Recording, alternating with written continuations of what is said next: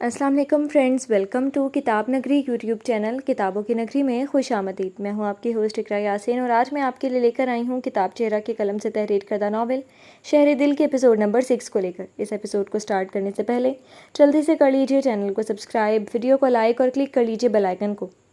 اب آتے ہیں ایپیسوڈ کی جانب۔ رات کے آخری پہر لان میں چھائی دھند پر نظریں جمائے کھڑا، کندھوں پر گہری براؤن رنگ کی شال ڈالے سگریٹ کے گہرے گہرے کش بھر رہا تھا۔ سردی -ڈگریز میں پہنچی تھی، ایسے میں سگریٹ اس کی بہترین ساتھی کا کام کر رہی تھی۔ سگریٹ لبوں میں دباتے کرتے کی سائڈ جیب سے موبائل نکالا اور بے سبب ہی گیلری اوپن کر گیا، جہاں ڈھیروں کے حساب سے آج شام کے ایونٹ کی تصویریں پڑی تھیں جو شمس نے اس سے لے کر کلک کی تھیں۔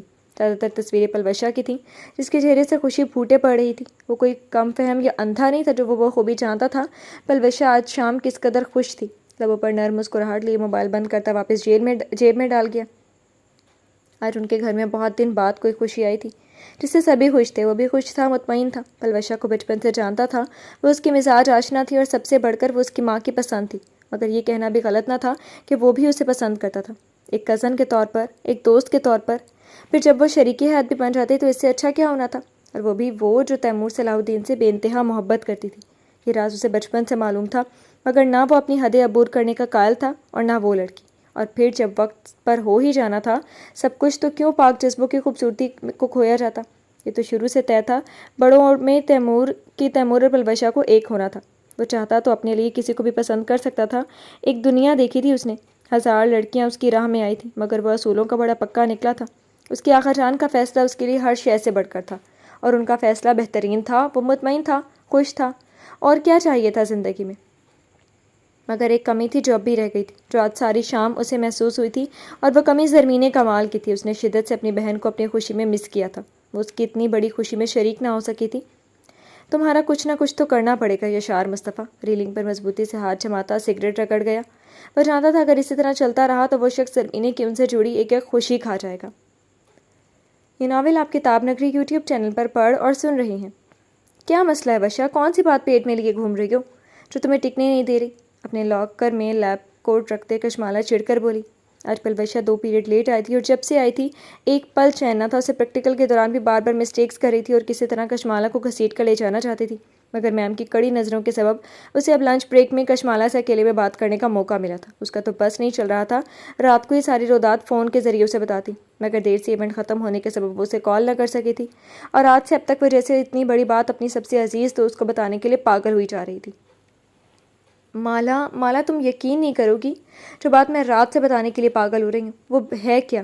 اس کے پرجوش چہکتے انداز پر کشمالہ نے بیگ اور کتابیں صوفے پر ڈالی اور چونک کر اسے دیکھا۔ کیا ہے وہ بات جو رات سے تمہیں اتنا بے چین کر رہی ہے؟ کہیں باہر ملک تو نہیں جا رہی؟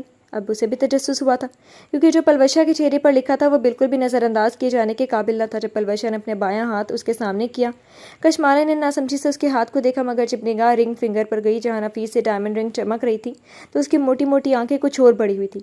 یہ ہاں مالا، یہ رنگ کل میری انگیجمنٹ ہو گئی مالا۔ اسے دونوں بازوں سے پکڑتی اپنے ساتھ گھما گئی تھی۔ کشمالہ اتنی بڑی خبر پر بے یقینی سے اسے دیکھ رہی تھی، مگر پلوشا کی کھلکھلاہٹوں اور گلاب ہوتے چہرے کو دیکھتے کشمالہ بے ساختہ اس کے گلے سے لگ گئی۔ مجھے یقین نہیں آ رہا، اتنا اچانک تم نے مجھے بتایا کیوں نہیں؟ اس سے الگ ہوتی وہ خفگی سے بولی۔ میں بتانا چاہتی تھی مگر مجھے موقع ہی نہیں ملا۔ کل سب اتنا اچانک ہوا اور رات کو فارغ ہوئی تو بہت دیر ہو چکی تھی۔ اس کی بیچارگی سے کہنے پر کشمالہ ہنس پڑی اور ایک بار پھر اپنے ساتھ لگا لیا۔ میں بہت بہت بہت خوش ہوں بے وفا لڑکی۔ Thank you so much and I missed you so much. کل اپنے اتنے اہم لمحوں میں نے تمہیں بہت مس کیا۔ اچھا بس کرو، زیادہ ڈرامے نہ کرو، اور یہ بتاؤ کون ہے وہ بیچارہ جس نے تمہیں گھاس ڈالی؟ اس کے چھیڑنے پر پلوشا نے ہنستے ہوئے اس کی کمر پر دھپ لگائی۔ اس کا چہرہ اس وقت کھلی ہوئی کتاب کی طرح تھا، جہاں صاف صاف لکھا تھا وہ اس منگنی سے کتنا خوش تھی۔ تم جانتی ہو انہیں؟ اس کے شرمیلے انداز پر کشمالہ ٹھٹکی۔ کیا سچ؟ کون ہے وہ؟ مجھے بتاؤ وشا۔ اس کی ایکسائٹمنٹ مزید بڑھ گئی۔ پلوشا کے چہرے پر کوثر قزح کے رنگ بکھرنے لگے تھے۔ تیمور۔ لاکر روم کے ویرانے میں پلوشا کی کھنکتی آواز سور کی طرح پھونکی گئی تھی۔ کشمالہ کے دماغ کے سلیٹ پر اس نام کا ایک شخص ابھرا تھا۔ تیمور؟ اس کے لب آہستہ سے ہلے تھے۔ ہاں کشمالہ، کل میری تیمور صلاح الدین سے منگنی ہو گئی۔ Can you believe it? مالا، تیمور؟ وہ خوشی سے پاگل ہو رہی تھی، مگر کشمالہ زاویار وہ تو جیسے پتھر کی ہو گئی تھی۔ اسے لگا آہستہ آہستہ کوئی اس کے قدموں کے نیچے سے زمین کھینچ رہا ہو۔ تیمور؟ اس کا تڑپتا دل چینک اٹھا۔ میں سوچ بھی نہیں سکتی تھی مالا تیمور میری بچپن کی محبت مجھے یوں اچانک مل جائیں گے۔ وہ اسے نہیں دیکھ رہی تھی، اس وقت وہ اپنی خوشی کے سرور میں تھی۔ اگر ایک نظر کشمالہ زاویار کی ہلدی کی طرح بڑھتی رنگت کو دیکھ لیتی تو شاید اپنی خوشی سوگ میں بدل دیتی۔ محبت؟ کشمالہ کا دل ایک آگ بھرتا خاموش ہو گیا۔ وہ ساکت نگاہوں سے اس کا خوشی سے گلنار ہوتا چہرہ دیکھ رہی تھی۔ بچپن کی محبت؟ اس کے لب ہلکے سے پھڑپھڑائے تھے، لہجے میں بے یقینی تھی۔ ہاں مالا، میں نے بچپن سے اس شخص کو چاہا ہے۔ وہ مجھے نہیں معلوم تھا میرا انتظار یوں رنگ لے آئے گا۔ اس کے ہر انداز میں بے خودی تھی۔ وہ آج پہلی بار اپنے راز اسے شیئر کر رہی تھی۔ اے کاش وہ پہلے اسے بتا دیتی کہ تیمور صلاح الدین اس کی محبت تھا تو کشمالہ اس راہ پر آتی؟ کبھی نہیں، مر کر بھی نہیں۔ تم نے، کشمالہ نے بمشکل اپنے لہجے کی لرزش کو سنبھالا، کبھی بتایا نہیں وشا؟ کیسے بتاتی مالا؟ جس چیز کا مجھے خود یقین نہ تھا وہ ایسا سنگ پارس تھا جسے میں بس دور سے دیکھ سکتی تھی۔ مجھے تو اب بھی یقین نہیں آ رہا اس شخص نے مجھ سے منگنی کر لی۔ بتاؤ مالا، میں کیا کروں؟ کیسے یقین دلاؤں خود کو؟ اس کے سر پر تیرے ہاتھ تھامتی عجیب بے بسی سے بولی تھی۔ کشمالہ نے ایک نظر اس کے ہاتھوں کو دیکھا اور پھر اسے جو بڑی محبت سے اسے دیکھ رہی تھی۔ کتنی محبت تھی، کتنا مان تھا ان آنکھوں میں اس کے لیے۔ پلوشا جنید اپنی خوشی میں اپنی بہترین دوست کا حصہ چاہتی تھی۔ تم ایک بہت پیاری لڑکی ہو۔ کوئی بھی، چاہے وہ تیمور صلاح الدین ہی کیوں نہ ہو، تمہیں پانے کے لیے کچھ بھی کر سکتا ہے وشا۔ اور بالآخر یہ آخری گھونٹ بھی کشمالہ زاویار پی گئی تھی۔ خود پر اپنی ذات کا ایک مضبوط خول چڑھا گئی تھی۔ آئی لو یو۔ مجھے تیمور کے بعد اگر کسی سے محبت ہے تو وہ تم ہو مالا۔ اس کے گلے لگتی بہت محبت سے بولی تھی۔ اس کے لہجے میں موجود مان کشمالہ کے دل کو مزید مار گیا۔ ایک آنسو ٹوٹ کر پلوشا کے دوپٹے میں جذب ہو گیا تھا، مگر اب وہ اپنی آنکھ کا کنارہ اس سے الگ ہونے سے پہلے ہی پہنچ گئی تھی۔ اور میرے لیے تیمور صلاح الدین سے پہلے بھی تم ہو وشا۔ وہ اپنی سوچوں میں گم اس سے علیحدہ ہو گئی تھی، اور پھر سارا وقت پلوشا اسے کل شام کے قصے سناتی رہی تھی اور وہ اپنے دل کو سرد خانے میں بند کر گئی تھی۔ اس کے وجود پر، اس کے دل پر ایک قیامت برپا تھی۔ اور نہ جانے کیسا اتفاق ہوا تھا جب ڈرائیور اسے لاسٹ پیریڈ سے پہلے پک کرنے پہنچ گیا تھا۔ وجہ ہلکی ہلکی بوندا باندھی تھی۔ خانم نے موسم خراب ہونے سے پہلے اسے واپس گھر پہنچنے کا حکم دیا تھا، اور وہ پلوشا کے روکنے پر بھی نہ رکی تھی، کیونکہ وہ کتنی بھی اعلیٰ ظرفی کا مظاہرہ کر لیتی، غم تو اس پر آیا ہی تھا نا۔ قیامت تو اس پر اب گزرنی تھی۔ کار کے پاس گرے پینٹ اور سیاہ شرٹ میں ملبوس آفس ڈریسنگ میں کھڑا وہ بے صبری سے یونیورسٹی کے گیٹ کے باہر انتظار کر رہا تھا، اور تھوڑی دیر بعد پلوشا اسے باہر آتی نظر آئی تھی، مگر اکیلی۔ جس کی دید کی پیاس میں وہ دوڑا چلا آیا تھا وہ کہیں نہیں تھی۔ تمہارے بڑے چکر لگ رہے ہیں، قریب آتے پلوشا نے اسے چھیڑا، مگر شمس نے کوئی رسپانس نہ دیا بلکہ سوالیہ نظروں سے اسے دیکھا، جسے پلوشا فوراً سمجھ گئی۔ اتنی بے چینی؟ کار کا دروازہ کھولتی شرارت سے مسکرائی۔ شمس کو بھی ناچار بیٹھنا پڑا تھا۔ کیا ہوا، آج آئی نہیں کیا؟ اپنی سیٹ پر براجمان ہوتے بے چینی سے استفسار کیا۔ وہ کھل کر مسکرائی تھی۔ آئی تھی مگر جلدی چلی گئی، لیکن اگر اسے پتا ہوتا تم آ رہے ہو تو شاید رک جاتی۔ اس کی شرارت پر وہ کار سٹارٹ کر گیا۔ یہاں آنا بیکار گیا تھا۔ ویسے تم آج آفس ڈریسنگ میں کیا کر رہے ہو؟ کہیں مالا کو امپریس کرنے کے لیے؟ او پلیز، مجھے کوئی ضرورت نہیں ہے اسے اس طرح امپریس کرنے کی۔ بابا نے زبردستی آفس جوائن کروا دیا۔ اس کی اکتاہٹ عروج پر تھی۔ پلوشا اپنی بے ساختہ و مڑانے والا قہقہا نہ روک سکی تھی۔ او مائی گاڈ، مطلب عیاشیاں ختم؟ شمس نے گھور کر اسے دیکھا۔ میری چھوڑو، اسے بتایا اپنی انگیجمنٹ کا؟ شمس کا رخ پھر اس کی جانب مڑ گیا تھا۔ ہاں بتایا، بہت ناراض ہوئی اور خوش بھی۔ وہ مسکرا رہی تھی، کہنے لگی مجھے کیوں نہیں بلایا؟ تو بلا لیتی۔ شمس لب تلے مسکرایا تھا۔ آج اس کے انداز ہی الگ تھے۔ اسے یقین ہی نہیں آ رہا تھا وہ لڑکی کس قدر تیزی سے اس کے دل پر قبضہ جما گئی تھی۔ کیسے بلا لیتی؟ مجھے تو خود انگوٹھی پہنانے سے پہلے پتہ چلا کہ آج میری منگنی ہے۔ اس کے گھورنے پر وہ قہقہا لگا گیا تھا۔ ایک بات ہے، تمہیں اور بھائی کو ساتھ دیکھ کر میں بڑا خوش ہوں۔ اس نے دل سے اپنی خوشی کا اظہار کیا۔ پلوشا نرمی سے مسکرا دی۔ مجھے بھی خوش ہونے کا موقع دو اور جلدی سے کشمالہ کو پرپوز کر دو۔ اس کے مسکراتے پرجوش لہجے پر شمس نے چونک کر اسے دیکھا اور مسکراتا ونڈ اسکرین پر نظریں جما گیا۔ سچ بتاؤ، مان جائے گی وہ؟ کیوں نہیں مانے گی؟ میں بھی وہ کسی اور کو پسند کرتی ہوں، یہ خدشہ نہ جانے کہ اس کے بے قرار دل میں پیدا ہوا تھا۔ جہاں تک میں اسے جانتی ہوں مجھے تو کبھی ایسا محسوس نہیں ہوا۔ اچھا سپوز وہ اگر کسی کو اور کو پسند کرتی ہو پھر؟ پلوشا نے بغور اسے دیکھا۔ اس پل وہ بالکل سنجیدہ ہو گیا تھا۔ میں پیچھے نہیں ہٹ سکتا وشا، ایک نظر اسے دیکھتا بے بسی سے بولا تھا، اور پلوشا حیرتوں کے سمندر میں غوطہ زن تھی۔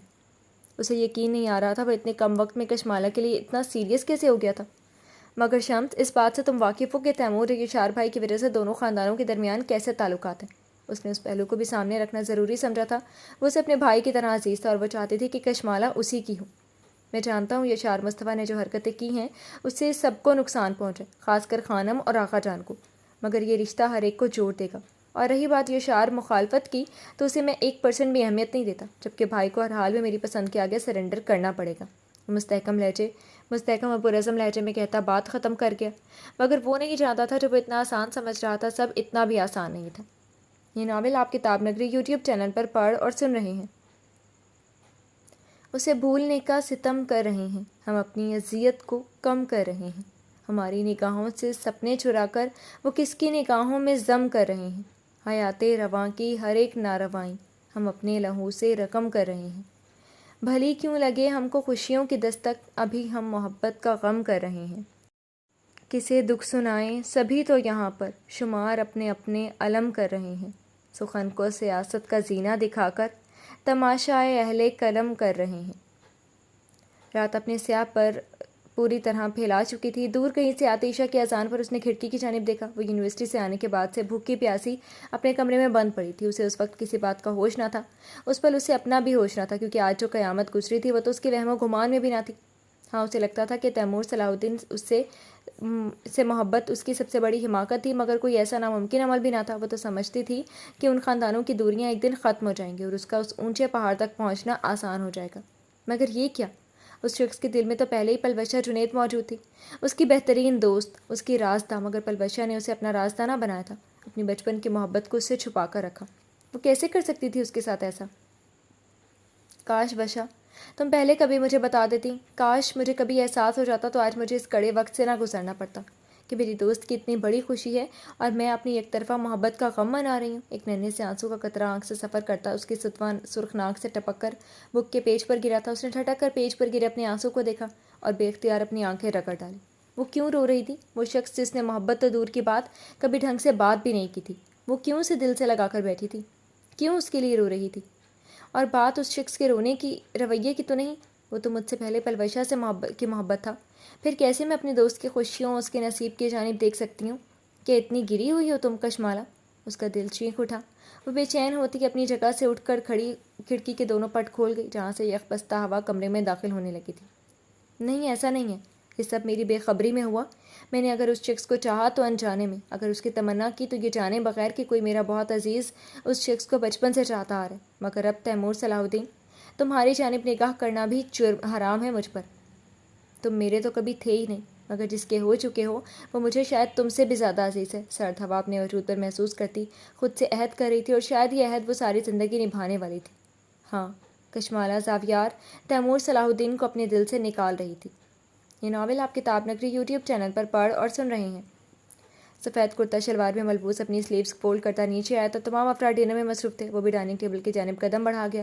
اب وہ کم ہی سب کے ساتھ کھانے پر نظر آتا تھا، مگر آج وہ آفس میٹنگز کے بعد خاصا تھک چکا تھا، اسی لیے سیدھا گھر چلا آیا تھا۔ اس کے چیئر کھسکا کر بیٹھنے پر سب نے اسے دیکھا اور ایک نظر اسے دیکھتے اپنے اپنے کھانے کی جانب متوجہ ہو گئے۔ اس کے سامنے بیٹھی زرمین نے چور نگاہ اس وجیح شخص پر ڈالی اور فوراً جھکا گئی۔ وہ جتنا اس کے قریب آتا وہ اتنا ہی دور تھا، وہ بس دور سے ہی اسے دیکھ کر اپنی دید کی پیاس بجھا سکتی تھی۔ مالا کیوں نہیں آئی کھانے پر؟ یہ شارٹ جو اسی کی کمی ٹیبل پر محسوس کر رہا تھا، خانم کے زرمینے سے پوچھنے پر وہ بھی اس پل اسے دیکھنے لگا۔ لائٹ فیروزی قمیض شلوار پر سلیقے سے ڈارک بلو رنگ کی شال پہنے بال چوڑے میں لپیٹے کھانے سے کھیل رہی تھی۔ پتہ نہیں کیا کر رہی ہے یہ لڑکی، دوپہر کا کھانا بھی نہیں کھایا کہ کینٹین سے کھا کر آئی ہوں، اور ابھی زرمینے ایک بار گئی مگر دروازہ ہی نہیں کھولا۔ سمانہ بیگم فکر مندی سے بولی۔ طبیعت تو ٹھیک ہے نا چاچی اس کی؟ اشار نے سنجیدگی سے ان سے پوچھا۔ زرمینے نے بے ساختہ اسے دیکھا تھا، اس کے چہرے پر فکر کے سائے تھے۔ پتہ نہیں، جاؤ زرمینے بیٹا بلا کر لانا، بولو اماں انتظار کر رہی ہیں۔ سمانہ بیگم کے کہنے پر زرمینے خاموشی سے اٹھتی سیڑھیوں کی جانب بڑھ گئی۔ بچی محنت بھی تو بہت کر رہی ہے، آسان تھوڑی ہوتی ہے میڈیکل کی پڑھائی۔ زینت بیگم نے مسکرا کر سمانہ بیگم کو تسلی دی تھی۔ مالا دروازے پر دستک دیتے ہینڈل گھمایا تو اس بار کھل گیا تھا۔ وہ کمرے کے اندر داخل ہوئی تو ٹھنڈک نے اس کا استقبال کیا اور سامنے کا منظر دیکھ کر اس کی آنکھیں حیرت سے کھل گئیں۔ کیا دماغ خراب ہے تمہارا؟ اسے کھلی کھڑکی کے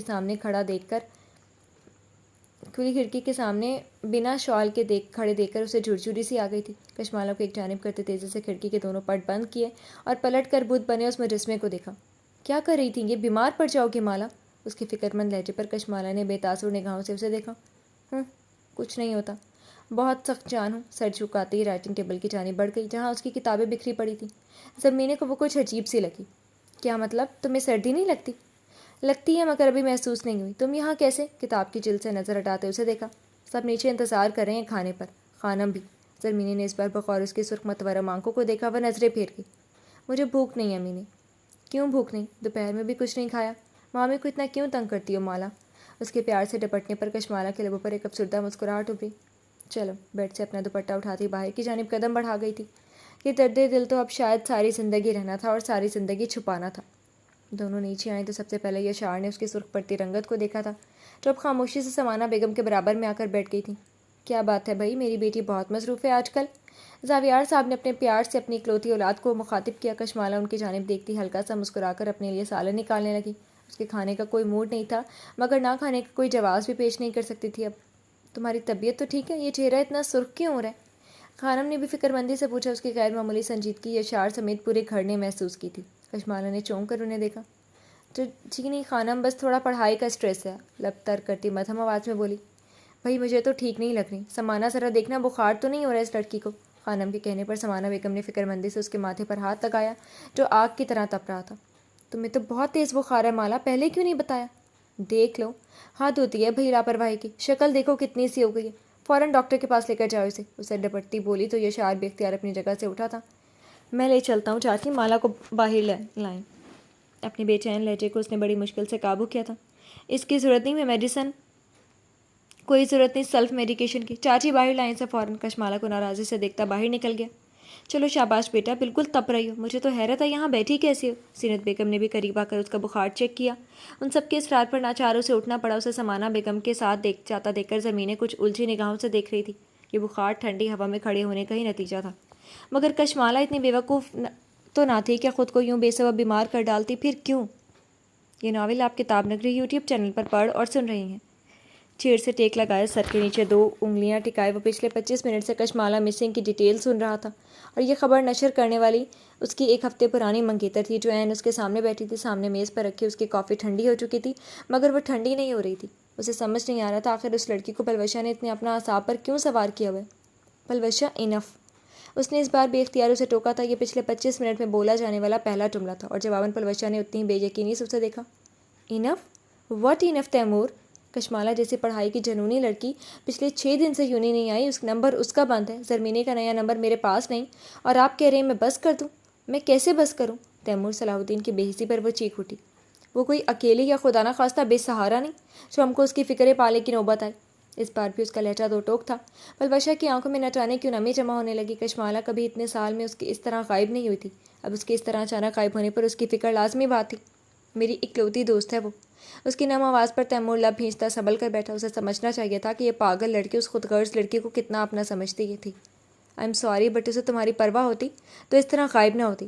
تمہیں سمجھنا چاہیے ہر شخص کی اپنی زندگی ہے، اپنی کچھ ترجیحات ہوتی ہیں۔ تم کیوں اسے اتنے اونچے مقام پر بٹھائی ہوئی ہو؟ وہ دوست ہے، اور ایک دوست کا جو مقام ہوتا ہے میرے لیے بھی وہ بس ویسے ہی ہے۔ بس میں فکر مند ہوں تیمور، وہ کبھی ایسے غائب نہیں ہوئی۔ مجھے سمجھ نہیں آ رہا کہ میں کیا کروں، مدھم آواز میں کہتے سر جھکا گئی۔ تیمور نے نگاہیں گہری سانس بھرتے اسے دیکھا اور میز پر رکھا اپنا موبائل اس کی جانب بڑھا دیا۔ پلوشا نے سر اٹھا کر ناسمجھی سے اسے دیکھا۔ زرمینے کا نیو نمبر ہے، اس پر بات کر لو۔ اس کے سرسری لہجے پر پلوشا نے حیرت اور بے یقینی کے عالم میں اپنے سامنے بیٹھے شخص کو دیکھا تھا، اور اگلے ہی پل تیز نگاہوں سے کھولتی موبائل اٹھا گئی۔ یعنی وہ اتنے دن سے پاگلوں کی طرح چکرا رہی تھی اور وہ نمبر دبائے بیٹھا تھا۔ ایسے مت دیکھو، کل ہی نکلوایا منیب سے۔ تیمور بھی تب اٹھا اس کی بے اعتباری پر۔ وہ لب کاٹتی چور سی ہوتی نمبر ملا گئی۔ بیل جا رہی تھی اور وہ بے چین ہوتی اپنی جگہ سے اٹھ کھڑی ہوئی تھی جبھی شمس کی سلور مرسیڈیز ڈرائی وے پر رکی تھی اور ان دونوں کو لان میں بیٹھا دیکھ کر جیکٹ کی زپ بند کرتا اسی جانب آیا تھا۔ کیا ہو رہا ہے؟ چیئر پر بیٹھتے پلیٹ سے مٹھی بھر کر میوے اٹھائے بھویں اچکا کر اس سے پلوشا کی بے چینی کے بارے میں پوچھا، مگر وہ بدمزہ ہوتا سر چھٹک گیا۔ کیا؟ مگر کب؟ اس کے چونکنے پر تیمور اور شمس دونوں نے بیک وقت اسے دیکھا۔ تم نے بتایا کیوں نہیں مجھے زرمینے؟ میں آ رہی ہوں، مجھے ہاسپٹل کا نیم بتاؤ۔ اس کے پریشان لہجے پر شمس بھی کچھ چونکا، جبکہ تیمور کے چہرے سے کچھ اخذ کرنا مشکل تھا۔ پلوشا فون بند کرتی پلٹی تو اس کی آنکھوں میں نمی دیکھ کر تیمور کو کچھ ہوا۔ کیا ہوا وشا؟ سب خیریت تو ہے نا؟ شمس بھی اس کی آنکھوں میں نمی دیکھ کر پوچھے بغیر نہ رہ سکا۔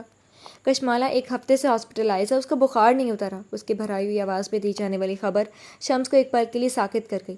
دور کہیں دل کے کسی کونے میں بے چینی سی ابھری تھی جو پورے وجود میں سرایت کر گئی، اور بے ساختہ وہ اپنی جگہ سے اٹھ کھڑا ہوا۔ مگر کیسے؟ اس کی بے چینی سے اٹھنے پر تیمور نے کچھ ٹھٹک کر اسے دیکھا تھا، مگر شمس اس کی آنکھیں خود پر محسوس کرتا اگلے لمحے سنبھل بھی گیا۔ میرا مطلب ہے یہ تو بہت ڈینجرس بات ہے۔ ہاں میں نے بتا رہی ہے، سب بہت پریشان ہیں گھر میں، ہمیں وہاں جانا چاہیے۔ اس کی بات پر شمس سرس بات میں ہلا گیا۔ پلوشا نے ایک نظر تیمور کو دیکھا جو لب بھینچے بیٹھا تھا۔ مگر مجھے نہیں لگتا تمہارا وہاں جانا کسی کو پسند آئے گا۔ تیمور نے اظہار افسوس کے بجائے بات کا دوسرا رخ سامنے رکھا، مگر شمس اور پلوشہ دونوں کو اس کی سرموری پسند نہیں آئی تھی۔ مجھے نہیں لگتا بھائی کہ وہاں کسی کو ہماری موجودگی سے اعتراض ہوگا۔ اس نے خاص طور پر ہماری پر زور دیا۔ تیمور نے بغور اس کی آنکھوں کو دیکھا جہاں آج کچھ تھا جو بہت نیا نیا سا تھا۔ ٹھیک ہے پھر جاؤ تم لوگ، مگر گھر میں یہ بات کسی کو بتانے کی ضرورت نہیں ہے، تو ٹوک انداز میں کہتا اٹھ کر اندر کی جانب بڑھ گیا۔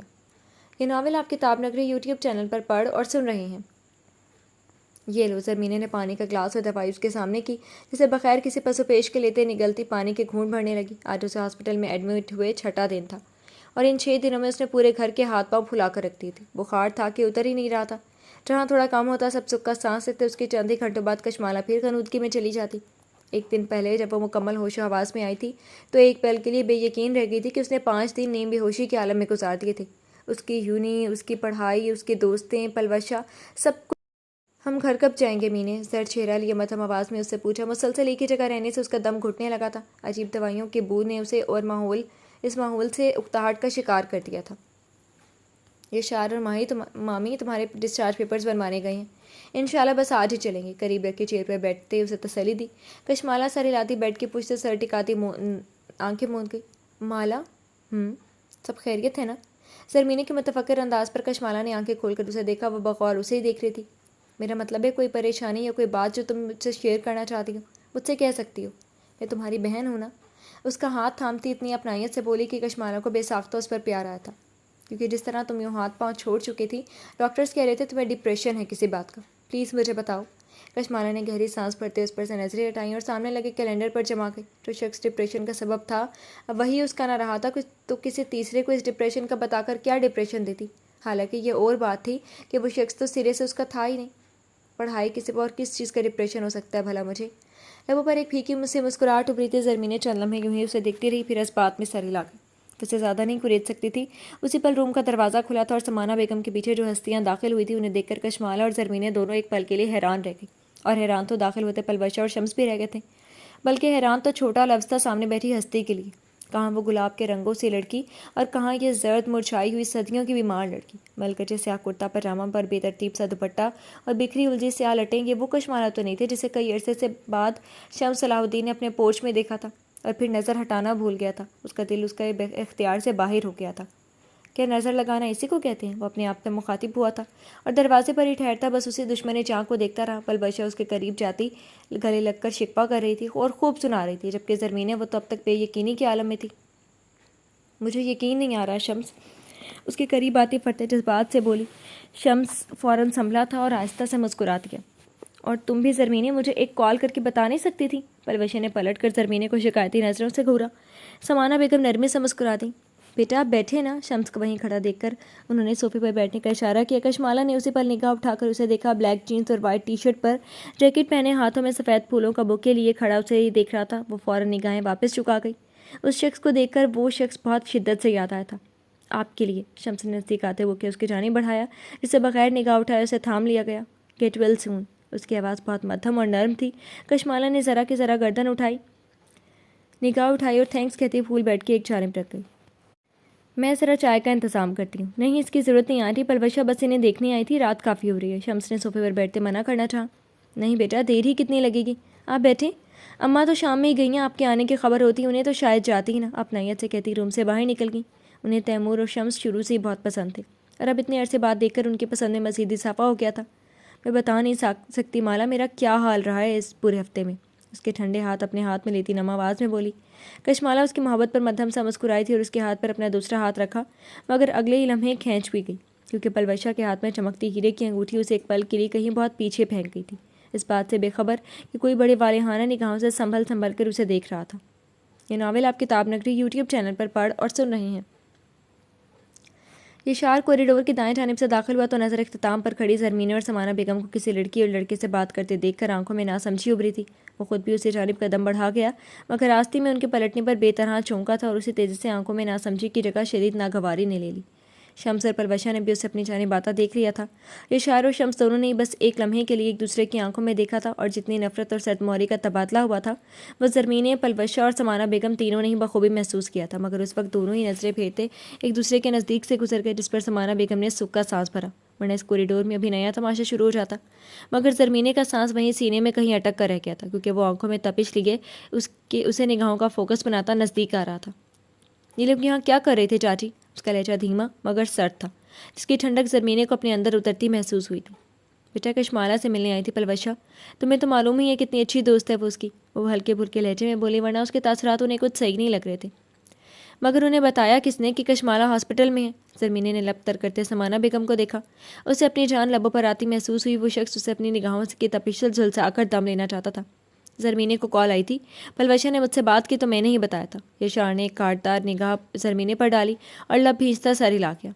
آپ کشمالہ کا سامان پیک کر لیں، پیپر ورک کمپلیٹ کروا لیا میں نے. اس کے کہنے پر وہ سر ہلاتی واپس کمرے کی جانب بڑھ گئی. اس سے پہلے کہ زرمینے بھی جائے فرار ڈھونڈتی، ان کے پیچھے کمرے میں گھستی یشار غیر محسوس انداز میں اسے کوہنی سے پکڑ کر روک گیا تھا. اس نے پلٹ کر اس کی سرد آنکھوں میں دیکھتے تھوک نکلا اور ایک نظر کونے کی جانب دیکھا. باہر آؤ. کوہنی پر سے آتا ٹاتا قدم آگے بڑھا گیا. زرمینے نے ایک نظر سفید کرتا شلوار میں ملبوس اس کی چوڑی پشت کو دیکھا اور لب کاٹتی سر جھکا کر قدم بڑھا گئی. پورے ایک ہفتے بعد اسے پھر سے اپنے تارے گردش میں آتے محسوس ہو رہے تھے. اس گزرے ایک ہفتے میں یشار کا رویہ اس کے ساتھ بہت اچھا تو نہیں مگر برا بھی نہ تھا. وہ اکثر اس سے کشمالہ کے حوالے سے بات کرتا رہتا تھا اور زرمینے کمال کے لیے یہی بہت تھا. وہ شخص اس سے سب کی طرح اپنائیت اور احترام سے بات کرتا تھا، مگر آج کے بعد اسے پھر سے اپنا آپ اسی بھنور میں پھنستا محسوس ہو رہا تھا جس میں وہ گزشتہ 1 سال سے ٹکرا رہی تھی. جب میں نے تمہارا نمبر چینج کروا دیا تھا تو پھر کیسے رابطہ ہوا تمہارا ان لوگوں سے؟ ہاتھ پشت پر باندھتے پلٹ کر اسے دیکھا جو لب کاٹتی ہاتھوں کو سختی سے آپس میں پیوست کیے اسے 4 قدم دور کھڑی تھی. مجھے نہیں پتا، انو نمبر سے کال آئی تھی. مجھے جب ریسیو کی تو پلوشا بات کر رہی تھی. اس کی آواز مدھم اور ہموار تھی اور بولنے کے بعد نگاہ اٹھا کر اس کی سمت دیکھا. لب بھینچے کھڑا سنجیدگی سے اسے دیکھ رہا تھا. وہ فوراً نگاہ پھرتی لان میں لگے درختوں پر نظریں جما گئی. تمہارا وہ بھائی بہت کوئی پہنچی ہوئی چیز سمجھتا ہے خود کو. دانت پر دانت جماتے ناگواری سے اسے دیکھا. بیبی پنک قمیض شلوار میں ملبوس ارد گرد دیکھتی وہ اسے سخت ناگوار گزری تھی. زرمینے نے واپس اس کی جانب دیکھا. مگر بھائی نے کچھ نہیں کیا. پلوشا جب کشمالہ سے بات کر سکتی ہے تو مجھ سے بات کرنے میں کیا برائی ہے؟ اس کے جواب پر اس کے جبڑے سختی سے بھیجے تھے. پلوشا سے نہیں، مجھے تمہیں تمہارے اس سو کالڈ بھائی سے بات کرنے پر اعتراض ہے جس گھٹیا شخص کی وجہ سے خانہ مجھ سے ناراض ہے. اور تم سمجھتی ہو میں اسے اس کی چہیتی بہن سے بات کرنے دوں گا؟ وہ بولا نہیں، پھنکارا تھا. زرمینے بے یقینی سے اسے دیکھتی رہی. ناممکن ہے یہ زرمینے، ناممکن. اور آئندہ اگر وہ تمہارا دوسرا سگا بھائی بھی اس گھر کے کسی فرد کے آس پاس بھٹکتا نظر آیا تو مجھ سے برا کوئی نہیں ہوگا. اسے تنبیہ کرتا آگے بڑھ گیا. ڈاکٹر چیک اپ کے لیے آنے والا ہے، پھر چلنا ہے. وہ روم میں داخل ہوا تو ڈھیلی سے پونے ٹیل باندھے کشمالہ جانے کے لیے تیار کھڑی تھی. اس کی آواز پر سمانہ بیگم اور کشمالہ نے بیک وقت اسے دیکھا تھا. یہی تو سمجھا رہی ہوں، مگر بس چلنے کی ضد لگائی ہوئی ہے اس لڑکی نے. بیگ کی ضبط بند کرتے سمانہ بیگم نے اس کی یشار سے شکایت کی. یشار کی نگاہیں اب بھی اس کے زرد چہرے پر تھی. کشمالہ کی نگاہیں چرانے پر وہ لب بھینچ کر رہ گیا. اس نے شدت سے محسوس کیا تھا کہ اس بیماری نے اسے بالکل خاموش اور گمسم سا کر دیا تھا. کیا بات ہے بھائی، کیوں تنگ کیا جا رہا ہے؟ وہ لب کاٹتی اپنے آنسوؤں پر بند باندھنے کی کوششوں میں تھی. اس وقت بس یہاں سے بھاگ جانے کو دل کر رہا تھا. میرا دل گھبرا رہا ہے، مجھے گھر جانا ہے، پلیز. سر جھکائے بہت مدھم اور بھرائی ہوئی آواز میں بولی تھی. یشار کو لگا کسی نے اس کا دل مٹھی میں جکڑ لیا. اس وقت وہی جانتا تھا کہ اس نے خود پر کس طرح قابو رکھا تھا، ورنہ اس کا بس نہیں چلتا تو سامنے کھڑی ہستی کے لیے اپنا آپ بھی لٹا دیتا. کبھی ایک آنسو بھی اس کی آنکھ سے گرنے نہ دیتا. مگر یہ دشمنی جہاں اتنا نزدیک ہونے کے باوجود بھی میلوں کے فاصلے پر تھی. دل کیوں گھبرا رہا ہے؟ فیور تو فیل نہیں ہو رہا؟ نہیں، ٹھیک ہوں، بس گھر جانا ہے. اپنی سرخ پڑتی آنکھیں اٹھا کر اسے دیکھنا یشار مصطفیٰ نے محسوس کیا تھا اس لمحے ان دو نین میں التجا تھی. چاچی باہر آئے مالا کو لے کر. اس پر سے نظریں ہٹاتا بیڈ پر رکھا بیگ اٹھا کر باہر نکل گیا. جی تو فرینڈس، کیسی لگی آپ کو آج کی ایپیسوڈ؟ کمنٹ سیکشن میں ضرور بتائیے گا. پھر حاضر ہوں گے نیکسٹ ایپیسوڈ کے ساتھ. تب تک کے لیے اجازت دیجیے. شکریہ. اللہ حافظ.